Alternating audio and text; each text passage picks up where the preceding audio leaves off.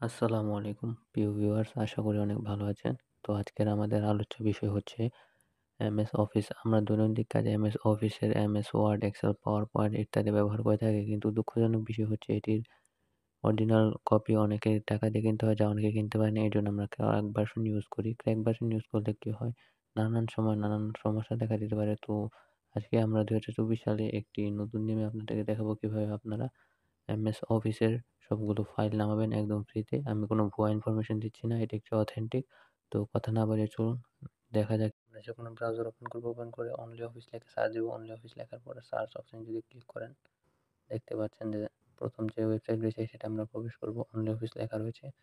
তো এটায় double click করে প্রবেশ করব। ইন্টারনেটের কারণে স্লো হচ্ছে। ইন্টারফেসটা অনেকটা এরকম হবে। সাইডে ক্লিক করার পর দেখতে পাচ্ছেন যে এটা উইন্ডোজ, অ্যান্ড্রয়েড সকল ভার্সনের জন্য ডাউনলোড করা যাবে। আমরা যেহেতু ল্যাপটপে আমরা উইন্ডোজ ক্লিক করব। এখানে ডাউনলোড ক্লিক করে ফাইলটি ডাউনলোড করে নেবেন। যেহেতু আমার ডাউনলোড করা আছে তাই আমি ডাউনলোড করলাম না। তো আমরা সরাসরি বের হয়ে গেলাম। বের হয়ে যাওয়ার পর আমরা অ্যাপটাতে ক্লিক করলাম। আমরা সরাসরি প্রবেশ করব। দেখতে পাচ্ছেন যে ইন্টারফেস অনেকটা এরকম হবে। এখানে ওয়ার্ড, স্প্রেডশিট, এখানে এমএস ওয়ার্ড, এক্সেল সকল রয়েছে। প্রথমটায় যদি ক্লিক করি দেখতে পাচ্ছেন যে এটা দেখতে অনেকটা এমএস ওয়ার্ডের মতো লাগছে। দেখতে পাচ্ছেন আরেকটি স্প্রেডশিট, এখানে যদি ঢুকি তাহলে এটা দেখতে অনেকটা লেখা দেখে বুঝতে পারছেন এটা এমএস এক্সেল।